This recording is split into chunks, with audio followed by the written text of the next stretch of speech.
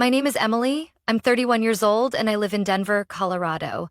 I own a small company specializing in designing living spaces ranging from apartments and townhouses to small cafes that clients want to turn into places that evoke emotions.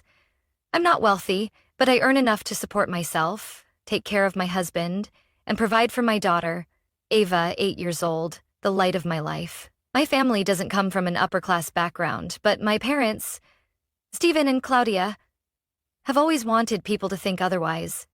I was born and raised in a family where appearances were everything. My father ran a well-known furniture store in town, while my mother always carried expensive handbags and spoke in polished, calculated words. To them, success wasn't about peace of mind. It was about receiving admiration from others. In the eyes of outsiders, they were a model couple, full of love and warmth, but as someone on the inside, I knew their love was never distributed equally. I have a younger brother named Dylan, 2 years my junior. From an early age, I learned one thing very clearly. In my family, effort didn't always lead to recognition. When I scored a perfect grade on my 8th grade math exam, my mother simply said, "Good, you did what you were supposed to."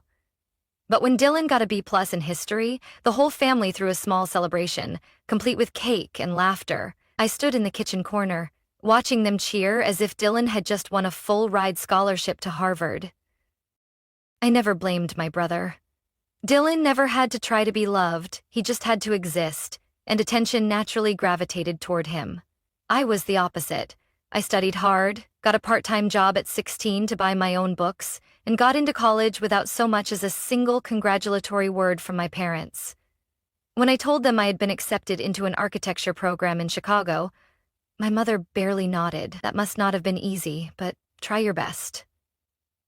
And yet, when Dylan got into a local community college, they threw a farewell party, hired a live band, and flooded social media with the caption, "So proud of our beloved son." I learned to stand on my own at a young age. I expected nothing from them, and over time, I stopped feeling hurt. I poured myself into work, building my company from a shared rental office to having my own space. Not big, but mine. I met my husband, Matt, on a March afternoon while surveying a model apartment for a new project. He was an electrical engineer, hired to install a smart lighting system. We talked about colors, light, and how a room could influence a person's emotions. A year later, we were married. Then, Ava was born, with a smile just like Matt's, and curious eyes just like mine. The first few years after Ava was born, we weren't financially stable, but we were happy. I continued running my design firm while Matt worked at a construction company. We chose a small apartment near a park, where we could hear children laughing through the window in the afternoons. Ava grew up healthy, energetic, always carrying a picture book she loved.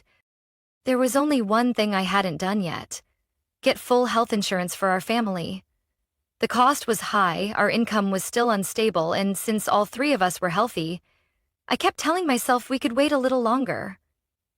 I had no idea that hesitation would lead to a moment that would change my life forever. A moment that would force me to stand before my parents in utter desperation, only to hear words that I still remember, word for word. I once thought I had grown numb to being overlooked in my own family, but as it turns out, sometimes parental indifference isn't just about being forgotten at dinner. It can be a cold, sharp blade, cutting deep into the trust you thought had long since faded. I remember the day Dylan got a job at a newly established real estate firm. My mother sent an email to the entire family with the subject line, "Exciting news for our family." They held a celebration at an upscale Italian restaurant downtown where a single appetizer cost as much as half of Ava's monthly preschool tuition. I attended, not because I wanted to congratulate Dylan, but because I didn't want to embarrass my family. I was busy all week, but I still showed up, bringing a small but thoughtful gift: a personalized engraved fountain pen, a fitting gift for someone starting out in business. I handed it to Dylan, and he barely glanced at it before setting it aside, continuing to show off his new smartwatch. "A gift from Mom and Dad, to encourage me?" I said nothing. No one had ever given me anything when I opened my first design office. My parents had only said, "Hope you can figure things out when you fail." No words of encouragement, no phone calls to check in. I gradually realized that, to them, Dylan was an image investment, a charming, well-spoken man who knew how to impress a crowd. And me? I was the quiet woman, the realist, not good at socializing, uninterested in empty conversations. In their eyes, I held no performative value. One time, my mother said it outright after I refused to attend a charity gala she was hosting. "You can't keep avoiding society like this. You're the crack in this family's perfect picture." I remember standing there, staring at the expensive pearl necklace she wore, a piece of jewelry she once told me I wasn't worthy of touching. Every Thanksgiving, our family gathered at my parents' suburban mansion in Boulder. The dinner was meticulously planned, the guest list carefully curated. Lawyers, doctors, people with status. I always felt out of place among the echoes of laughter and shallow praise showered on Dylan. I would talk about my work, the projects I was excited about, the designs I was proud of, but no one listened. But when Dylan talked about a failed lease negotiation, everyone rushed to console him, as if his failure was a precious thing to be nurtured. One time, my mother stood in front of me and Ava, smiling sweetly as she said, "Ava is adorable, but she's a bit emotionally distant, probably because she doesn't spend enough time with her grandparents." I clenched my daughter's hand at that moment, my heart tightening painfully. Ava heard everything, and that night she asked me, "Mommy, did I do something wrong? Is that why Grandma does—" I forced a smile, held her tightly, and thought to myself, if anyone was wrong, it was me, for bringing her into that house full of pretense. I tried to keep my distance, but Matt always encouraged me to give it one more chance, to mend the family bond. He never truly understood how I felt. To him, I was too sensitive, too difficult to connect with, while my parents were just old-fashioned and had high expectations for their children. I didn't blame Matt. He didn't know what it was like growing up in my house. He didn't know the feeling of waiting for a compliment after a perfect test score only to receive a dismissive nod. He had never been endlessly compared to someone else, never seen his mother's disappointed look when he chose design over law or medicine. I always thought I had grown used to it, but I was wrong.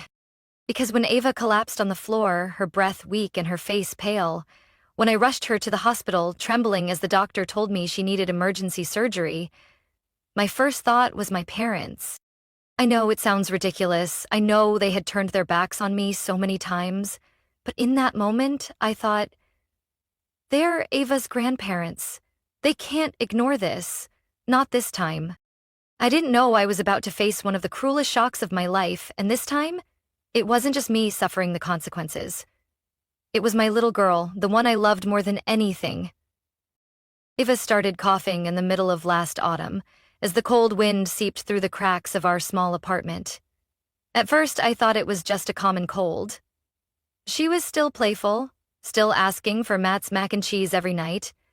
But then the coughs wouldn't stop. They worsened at night, waking her up, leaving her clutching her chest, gasping for air. We took her to a nearby clinic. The doctor said it was likely mild bronchitis, prescribed medication, and told us to monitor her. But I knew. The worried glance the doctor gave Ava wasn't just casual reassurance. 2 weeks later, Ava started getting exhausted. Each step felt heavier. One afternoon, she was drawing when she suddenly sat down on the rug, whispering, "Mommy, my heart is beating too fast." I held her, feeling her cold skin, my own heart pounding with fear. Matt drove us to the city hospital while I sat in the back seat, holding Ava close, my hands shaking uncontrollably. They ran blood tests, x-rays, and CT scans. We waited in a cold, white room under fluorescent lights that made the air feel heavy with dread. The doctor returned nearly 3 hours later, holding a thick file, his face so serious that I had to grip the armrest to stay steady. "We found an abnormal mass in Ava's left lung," he said carefully, his voice calm but direct. "It's most likely benign, but its location is pressing against her airway. If we don't operate soon, her condition could worsen quickly." A ringing filled my ears. Matt stood frozen beside me, unblinking. I could only manage one question in a voice I barely recognized as my own. Does she need surgery? Right away? The doctor nodded. We recommend proceeding as soon as possible, within the next 3 days, and he looked at us, hesitating slightly. The cost for the surgery and post-suppressive care is approximately $98,000. I froze. That number hit me like a slap in the face. I knew we didn't have insurance. We had planned to sign up, but every time I saw the monthly premiums, I kept telling myself, just wait a little longer, after the next project is secured. I always thought we had time, but now I realized sometimes a single moment is enough to render all plans meaningless. Matt squeezed my hand. We'll find a way. Please prepare everything for the surgery. The doctor nodded, handed the paperwork to a nurse, and left the room. I looked at Matt. His eyes were trying to stay calm, but I knew he was just as overwhelmed as I was. We had about $15,000 in our savings account. That wasn't enough, not even a fifth of what we needed. I called the bank to request an emergency loan. They denied it because our credit score wasn't high enough. I posted on social media, hoping friends would help spread the word, but time was too short, and the amount was too high. That night, I didn't sleep. I sat by Ava's hospital bed, holding her hand, listening to each weak, uneven breath. In the dim glow of the nightlight, her face looked heartbreakingly pale. I pressed a kiss to her forehead and stood up. One thought consumed me. I couldn't let Ava lie here, waiting in vain. I pulled out my phone and dialed the familiar number. My mother's. Why are you calling at this hour, Emily? Her voice was light, but cold. I took a deep breath. Ava is in the hospital. She needs emergency surgery. Mom, I need help. We don't have enough money. Please, just a part of it. I'll pay you back. There was a brief silence on the other end before my mother sighed. Well, this is really bad timing. You know, next week is your father's and my 40th wedding anniversary celebration. Everything has been arranged. So many guests have been invited. It would be so inconvenient to postpone now, Emily. I gripped my phone so tightly my knuckles turned white. I'm not asking you to cancel your party, just a little. Ava is your granddaughter. She's in critical condition. Her voice turned stern. Emily, you already know this. We can't tarnish the family's reputation over a personal problem. I'm very sorry, but I can't help you. I couldn't say another word. I hung up. The pain in my chest swelled, not from being rejected, but because the last sliver of hope I had was crushed. I returned to Ava's bedside, wrapped my arms around her small body, and whispered to myself, if my own family could turn their backs on their own granddaughter, then from this moment on, I had nothing left to lose. The next morning, after nearly a sleepless night by Ava's side, I decided to do something I had sworn I would never do again. Return to my parents' mansion. I think I can handle that. I squeezed my hair hard. I knew if I did, they would refuse to see me or come up with an excuse.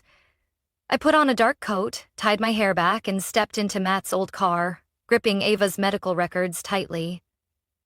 When I arrived, the driveway was packed with cars. Soft music drifted from the backyard, mixed with laughter and the clinking of glasses. The house was lavishly decorated with white flowers, gold ribbons, and sparkling crystal lights.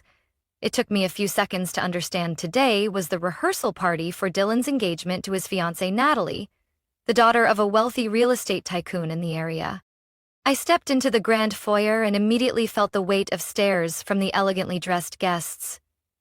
No one offered me a drink or asked where I had come from. Their gazes brushed past me as if I were a misplaced server who had wandered into the wrong section. I spotted my mother across the room, laughing with a group of older guests, a champagne flute in her hand. I walked straight toward her, stopping right in front of her. "Mom," I said, my voice urgent, "please, give me 5 minutes. It's important." She looked me up and down, her expression momentarily displeased, as if I had interrupted an important speech. Emily, I'm entertaining guests. Can this wait? I shook my head, my voice trembling but firm. No, it's about Ava. She needs emergency surgery. Mom, I'm begging you. Just help with a portion of the cost. We've already sold everything we can. She hesitated for a brief moment, but then her eyes turned cold. Emily, do you know what today is? This is Dylan's pre-wedding celebration. Everything has been planned for months. Couldn't you have chosen a better time? I swallowed hard, pulled the medical records from my bag and opened them in front of her. Mom, please read this. The doctor said if she doesn't get surgery soon, Ava may not survive. We need $98,000. Mom, she's your granddaughter. The music slowed, and I noticed some people around us had started to listen. A couple standing nearby stepped back. My mother glanced around, then lowered her voice, leaning in. You're embarrassing me, Emily. This is not the place to discuss this. I'm very sorry, but I can't help. The money has already been spent on catering, the wedding dress, the band. Where do you expect me to find nearly $100,000 now? I turned and saw my father. He was standing beside Dylan and a few well-dressed men. As I walked toward them, my father frowned. Emily, what's going on? Did you come here to cause a scene? No, I came to ask for your help, I said directly. Ava needs surgery. I just need a portion of the cost. Please, Dad. She's your granddaughter. Dylan let out a quiet chuckle, his voice light as air but sharp as a blade. Are you serious? Because you didn't plan ahead, now the whole family has to bear the burden? I'm about to get married, and you expect me to cancel everything? Don't be so selfish. I turned to Dylan, locking eyes with him. For the first time in years, I saw the emptiness behind his confident smile. I'm not asking you. I just hope you still have some conscience left. Dylan shook his head and raised his champagne glass. I'm focused on my future.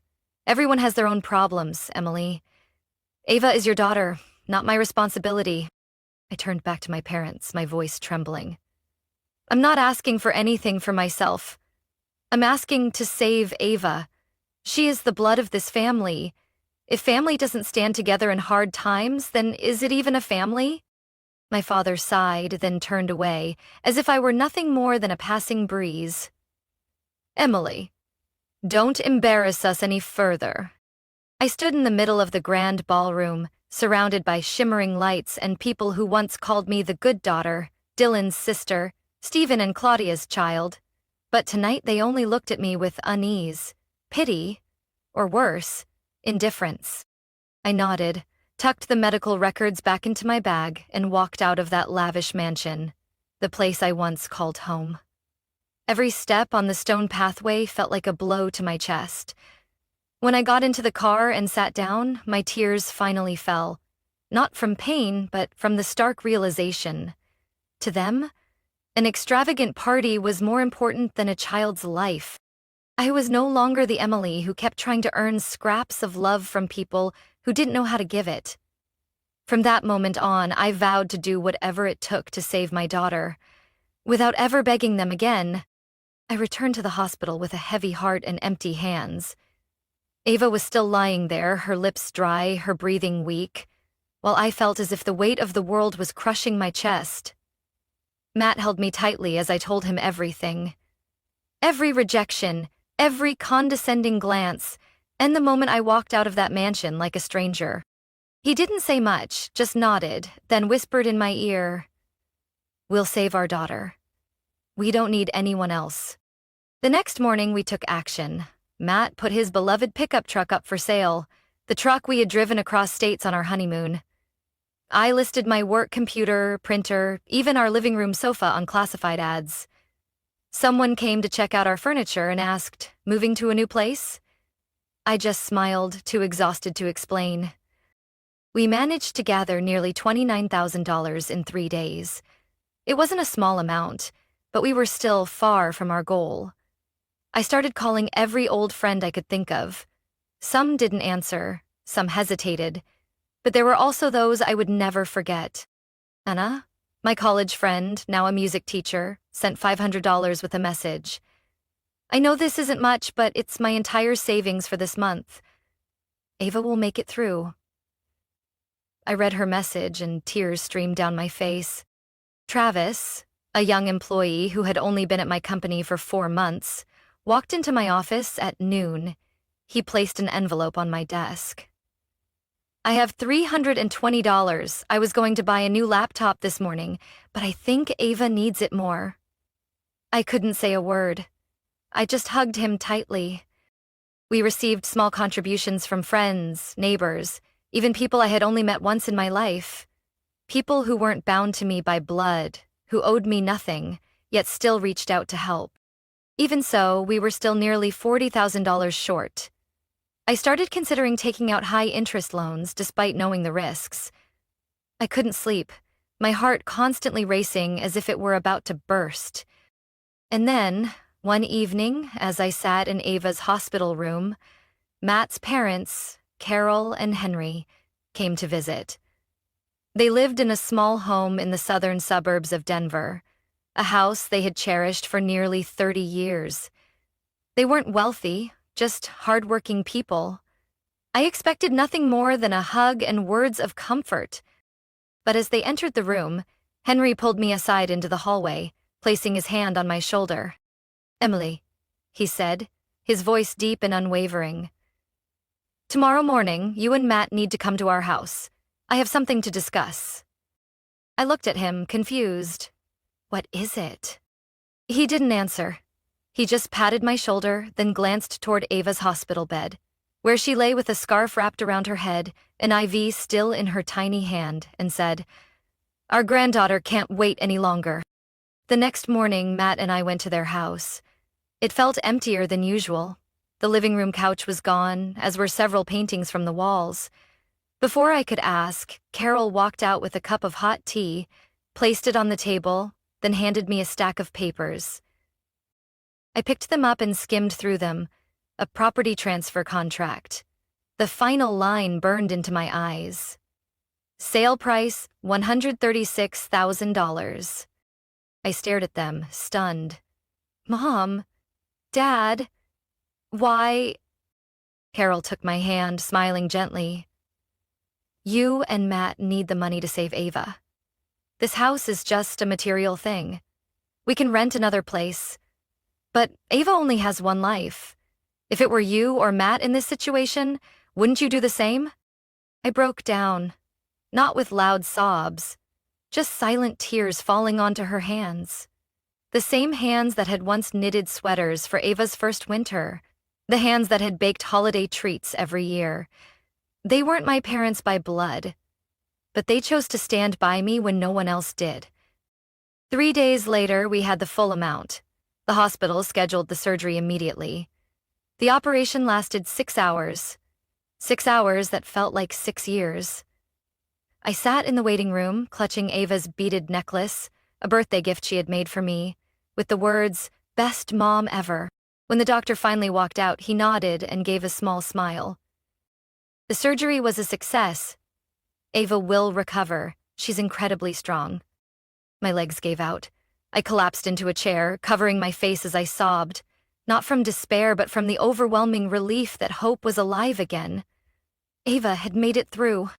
3 days later, in a hospital room filled with sunlight, I watched her sleep peacefully, her breathing steady, her small hand unconsciously grasping mine. I knew that from now on, everything would be different. But deep inside me, something still lingered. The memory of that party, the indifferent stares of the people who shared my blood, and I swore, one day, they would understand what it meant to lose something truly important.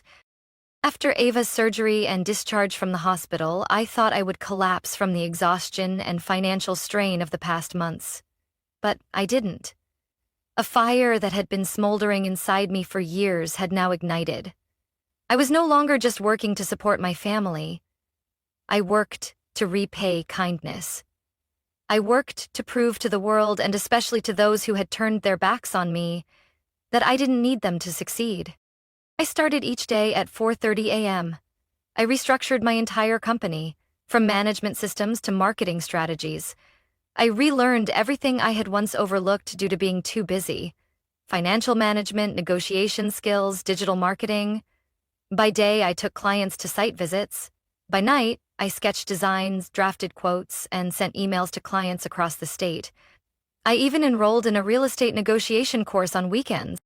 My small interior design firm, once sharing office space with a nail salon, started landing bigger projects: cafes, studios, a spa chain in the northern suburbs of Denver, then a boutique hotel in Aspen. Word spread. A year later, I signed a contract to design interiors for a luxury apartment complex in the new commercial district. The project was worth over $1 million, 10 times any contract I had ever secured. It was the turning point that transformed my company from an obscure name into an industry leader. Modern Spaces magazine wrote an article about me with the headline, "Emily Monroe, from a simple mom to a woman shaping the spaces of thousands." They asked me what had driven me to this success. I looked straight into the camera, unwavering. I once begged my family to help save my daughter's life. They refused. I don't blame them anymore. But in that moment, I learned that I had to be the only pillar my daughter could rely on. And to do that, I had to become stronger than anyone who had ever tried to break me. The interview went viral on social media. Some admired me. Some were moved to tears. And then something I never expected happened. I received an invitation to appear on Voices of Resilience, a well-known talk show that shared stories of ordinary people overcoming adversity. They invited me to New York. During the recording, I told my entire story, from the years of being compared to Dylan to the night I knelt before my parents, begging them to help Ava. The host, a seasoned and sharp-witted woman, looked at me with deep respect. "Emily," she said, "if you could say one thing to the people who abandoned you in your darkest moment, what would it be?" I was silent for a few seconds, then smiled, calm and steady. "Thank you. Because of them, I no longer blindly seek approval from others. And because of them, I found my real family. The people who, despite not sharing my blood, were willing to sell their home to save my child's life." I never mentioned any names during the show, but to those who had witnessed me knocking on that mansion's door that day, who had seen me turned away like a stranger, they knew exactly who I was talking about. After the episode aired, I received hundreds of messages from mothers, fathers, and children who had been abandoned by their own families. They said I had given them hope, that they could rise again, even when pushed to the very bottom. A month later, Fortune Home magazine named my company one of the top 30 most influential interior brands in the Western U.S. My photo appeared on the cover, holding a blueprint, standing in the middle of a construction site, with a massive sign behind me that read, "Monroe Studio, designed to heal." I didn't cry. I didn't feel proud. I only felt at peace. Because I knew that all of this, every step forward, every drop of sweat, came from one thing: my love for Ava. She was my driving force, my reason to keep going, and proof that sometimes pain creates the greatest strength. But I also knew that the people who once turned their backs on me, they were watching. And I had never forgotten my mother's eyes when I begged her to help her granddaughter. I hadn't forgotten my father's nod, as if he were declining an unworthy business deal. They thought I would always be the weak Emily they once knew, but they were wrong. And I was certain they were about to realize that. I never intended to hurt them. When I shared my story on television, I didn't name anyone. I didn't point fingers. I simply told the truth. The raw truth I had carried in my heart for years. But some truths, when spoken in the light, have more power than any accusation. After Voices of Resilience aired, my story spread faster than I expected. Local news outlets began sharing articles, then smaller TV networks invited me for interviews. People connected the dots from the details I had shared. It didn't take long for them to find out that I was the daughter of Stephen and Claudia Monroe, owners of Monroe's Living, and the sister of Dylan Monroe, the real estate broker who once bragged on LinkedIn about his $30,000 engagement ring. I realized the true media storm had begun when an anonymous account reposted a clip from the talk show with the headline, "Parents spend hundreds of thousands on an engagement party, refused to save dying granddaughter, and now their daughter is a millionaire?" The post gained over 500,000 shares in 2 days. Soon after, Monroe's Living began receiving one-star reviews on online platforms. Customers canceled their orders. Some suppliers announced they were cutting ties. The same people who once shook hands with my father and toasted champagne at his parties quietly removed him from their contact lists, because no one wanted to be associated with a family that had turned its back on its own blood to protect their reputation. A week later, I received news that the store had to temporarily close due to financial and legal reasons. I didn't feel happy. I didn't feel satisfied. Just an odd emptiness.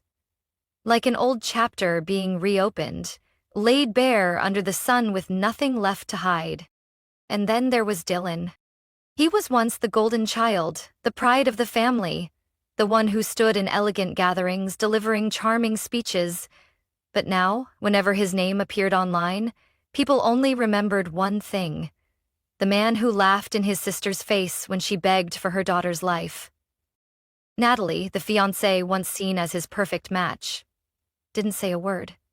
She simply erased all their wedding photos, removed her engagement status, and a few days later filed to call off the wedding. I heard from an old acquaintance that Natalie had read the articles, then confronted my parents directly. When they didn't deny anything, she immediately left the apartment she shared with Dylan and moved back in with her mother. Dylan couldn't handle the fallout. His business connections dropped him one by one. He called me one night, his voice hoarse. "Emily, what did you do?" I said nothing. "You went on TV. You made everyone think I'm heartless." I exhaled slowly.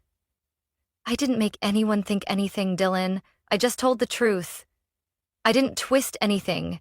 If the truth makes you feel ashamed, then the problem isn't me." He was silent. Then he hung up. I thought that call was the end, but it wasn't. A few weeks later, I received a handwritten letter. From my mother. Pale yellow paper, neat but slightly shaky handwriting, as if her hands were no longer steady. "Emily, we have lost everything. Your father is selling the mansion, Dylan is unemployed, our family name is in ruins. I am not writing to blame you. I am writing because I don't know what else to do. We were wrong, I know that, but please, if you have any mercy left, help us." I read the letter over and over that night. I thought about that mansion, the place where I was turned away in the middle of laughter and expensive wine. I thought about Ava's fragile breaths in that hospital bed. I thought about the aged hands of Matt's parents, the ones who, despite not sharing our blood, had sold their home to save their granddaughter. And I realized, some losses cannot be repaired with money. I folded the letter and tucked it into a drawer. I didn't feel joy at their downfall, but I also no longer held resentment. It was simply that now I had a new family. The ones who showed love through actions, not empty prestige. And I had learned the most important lesson of my life. Not everyone you are born to will walk with you until the end. And a part of me knew this wouldn't be the last time they reached out to me. But next time, I would be the one setting the terms. After everything that happened, I understood something more deeply than ever. No one succeeds alone. No matter how hard I worked, no matter how strong I became, Ava was still alive today not just because of my willpower but because of the kindness of those around me. People who didn't share my blood, yet chose to stand by me when the world turned away. I wrote down the names of every person who had helped me in a notebook, not to keep track of debts, but to remind myself never to forget. When my company started making real profits, I didn't think about luxury cars or mansions. I thought about the people who had given their last dollars without expecting anything in return. I invited Anna, the old friend who had sent me $500, to my company's headquarters. She still drove the same old red car with peeling paint, still wore the same knitted coat she had patched up countless times. I handed her a thick envelope, and when she opened it, her eyes widened. "Emily, this is—" "I know you never asked for anything," I said, smiling, "but I want you to use this to finally start the music school you always dreamed of. You saved my daughter. Now it's my turn to help you rebuild your dream." She hugged me, tears streaming down her cheeks. No more words were needed. Her embrace was enough to say everything. I also visited Travis, the young employee who had once given me his meager savings. By now, he had been promoted to lead designer, and I awarded him a full scholarship to a prestigious design institute in Chicago, the place he had once thought was just an impossible dream. His eyes welled up with tears, but they were filled with determination. I knew, just like me, he would turn his gratitude into something extraordinary. As for my in-laws, Henry and Carol, I owed them a lifetime. I remembered vividly the day they moved out of their old home after selling it to save Ava. They didn't cry, they didn't complain. They simply said, as long as Ava is healthy, anywhere is home. But I never forgot the sight of them holding each other tightly in that tiny rented apartment on the south side of the city, wrapping their old dishes in newspaper. When my company was invited to design interiors for a luxury housing development, I quietly kept track of real estate transactions. After months of negotiations, I bought back their old home, the very house they had once sold to save their granddaughter, from its new owner. I didn't say anything right away. I waited until Carol's birthday. That day, I brought the whole family over and hosted a small celebration. Ava had drawn a giant card with wobbly letters, "I love you, Grandma and Grandpa, because you saved me." After dinner, I handed Carol a small box. She opened it and found an old house key along with a copy of the property deed. Her eyes trembled, her hands shaking. "Emily, what did you do?" she whispered. I simply smiled, placing a hand on her shoulder. "I just wanted you to come back home." Henry stayed silent for a long moment, then gripped my hand tightly, as if trying to say 1,000 words with just that one gesture. A few months later, I made a big decision: to build a new home for our entire family. Not a lavish mansion, but a spacious, warm house with enough room for Ava, Matt, Carol, Henry, and the second child we were expecting. I wanted my children to grow up in a home filled with love, where every meal was accompanied by laughter, not judgmental stares or heavy silence. When Ava heard that her grandparents would be living with us, she jumped up excitedly. "So that means I get to have Grandma's pancakes every morning, right, Mom?" I nodded and hugged her tightly, my heart warming at her innocent words. Our new home sat on the outskirts of the city, overlooking rolling hills that turned white with snow in the winter. Every morning, I woke up to the sound of Ava and Henry chatting in the kitchen, Carol tending to the small garden in the backyard, and Matt flipping through new blueprints in his office. I needed nothing more. I didn't live for revenge, but I lived to remember, and to repay kindness in the fullest way possible. Because I believed that gratitude, given at the right place and the right time, was the most powerful way to heal wounds and open a new chapter. A chapter of true happiness, needing no approval from anyone but my own heart.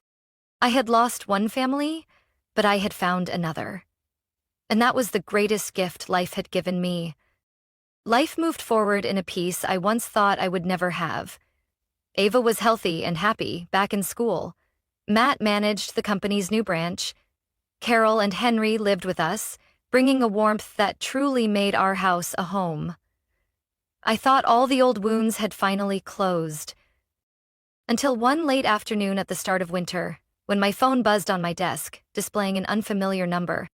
I hesitated for a few seconds, then picked up. "Emily? It's your mother." A trembling voice came through the line. I gripped the phone tightly, memories flooding back in an instant. I hadn't heard her voice in nearly 3 years, since the day I walked away from that mansion with a shattered heart. "I'm calling because we're in trouble," she continued, each word heavy. The bank is about to seize the house. Your father signed a mortgage loan to keep the store running, but we can't pay it back. I didn't respond. I didn't want to bother you. But if you could help, just $200,000 to save the house. After that, we'll manage on our own. I let out a quiet laugh. Not in amusement, not in anger. Just a silent, knowing laugh, as if I had been expecting this call for a long time. Mom, I said calmly, do you remember the last time I begged you for help? When my daughter was in the hospital, needing emergency surgery? The other end of the line fell silent. Then, a long, broken sigh. I remember. I was wrong, Emily. Back then, I didn't think straight. I didn't realize how serious things were. Not serious? I heard my own voice turn ice cold. A child lying on the brink of death? And you call that not serious? I'm sorry, she choked out, her voice breaking into a sob. I know nothing can make up for it, but we're family. Family? I repeated. Family is the one who sells their home to save their grandchild, not the one who raises a glass at a party and turns away when their own blood begs for a life. She was silent. Then she whispered, So, you won't help? I sighed. I will help, but on one condition. You and Dad must come to my company and receive the money in person. Yes, she responded quickly, as if clinging to a final lifeline. 2 days later, at the agreed time, they arrived. The conference room on the third floor of my company was bright with winter sunlight. On the table sat a sleek black suitcase. Inside was exactly $200,000, neatly stacked in bundles. When they entered, I no longer saw the commanding presence they once carried. My father looked frail, his hair streaked with gray, deep hollows under his eyes. My mother wore an old coat, no longer the elegant woman who once scoffed at my dress for being too plain. They sat across from me, hesitant, unable to find the words. I opened the suitcase and turned it toward them. This is the money you need, I said, not raising my voice but making sure every word was clear. Not because I still have feelings for you, but because I don't want anyone to sleep on the streets, not even the ones who abandoned me. My mother reached out for the suitcase, but I stopped her. Wait, I said, my eyes cold. Before you take this money, I want to say one thing. They both looked up at me. From the moment you walk out of this room, I will no longer consider you my parents. No contact, no visits, no requests. This is the last time I will help. My mother burst into tears. Emily, you can't. I can, I cut her off. And I have to, because I need to protect the people who are truly my family. Matt, Ava, Carol, and Henry. They sacrificed everything for me. And you? What did you do when your granddaughter was dying? No one answered. Just muffled sobs and downcast eyes. I stood up and signaled to my assistant. Please escort our guests out. My father clutched the suitcase as if holding on to the last remnants of his pride. They walked past me without a single word of farewell. As the door shut behind them, I looked down at my hands. Not trembling, not unsteady, just calm, as if the final chapter had been turned. That night, when I told Matt and Carol what had happened, no one criticized me. Matt simply held my hand tightly. You did the right thing. You are stronger than anyone. I nodded. But I knew, deep down, this wasn't a victory. This was just an ending of a bond that had fractured too many times to ever be repaired. I had given, but I had also chosen to keep what was most precious to me, my peace. And sometimes, that's all we need to move forward. After that final meeting at my company, I never heard from my parents again. No calls, no letters, no signs that they wanted to reach out. And strangely, I didn't feel empty or regretful. Maybe because I had truly let go.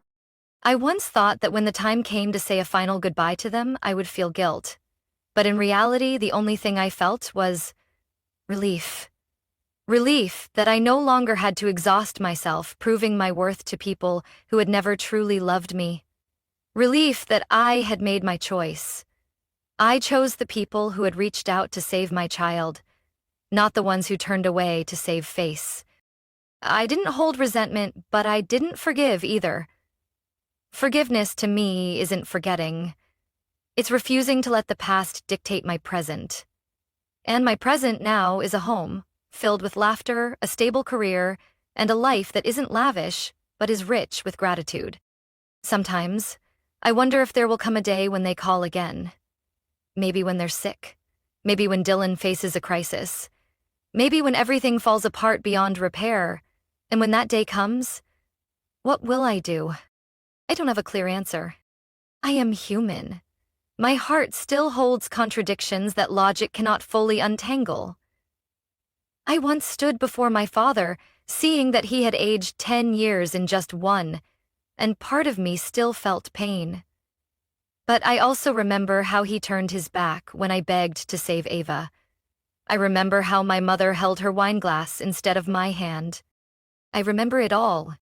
And perhaps because I remember so vividly, I haven't slammed the door shut completely. But that door now rests in my hands, not as an open wound, but as the greatest lesson of my life. I share this story not to attack anyone, not to dwell on the past, or to seek sympathy. I share it because I know there are many people out there like me. People who have been shattered by their own families. People who believed they had to endure, to sacrifice, just because of the words blood ties. But the truth is, not everyone who shares your blood is your family. And sometimes, choosing to walk away isn't cruelty, it's learning to save yourself. If you are standing at the crossroads of duty and pain, I want to tell you this: you are not alone. And you have the right to set boundaries. You have the right to love without being used. You have the right to protect yourself and those who deserve it, even if it means walking away from relationships that once felt impossible to leave. Today, every morning I wake up in a home filled with warmth and joy. Ava is always the first to run into my room, hugging me tight and whispering, "Last night, I dreamed you were a superhero, Mom." That simple sentence is enough to assure me that every painful decision I made was the right one.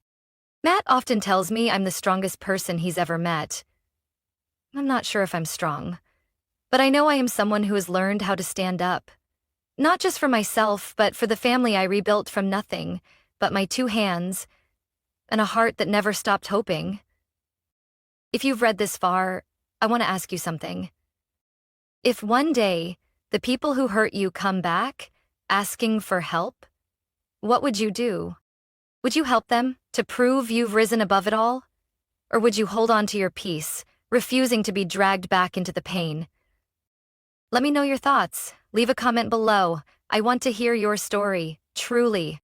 Because maybe, somewhere in the puzzle pieces of life, we are all just trying to learn how to forgive. Or, at the very least, how to let go with grace. And if you've been through something like I have, never forget. You deserve happiness, peace, and a family. Whether by blood or by choice, that puts you first. Thank you for listening to my story. This was my journey, and now, how will you write yours? What do you think of Emily's decision? If it were you, what would you do in that situation? Share your thoughts in the comments, and don't forget to follow this channel for more powerful stories about life and family.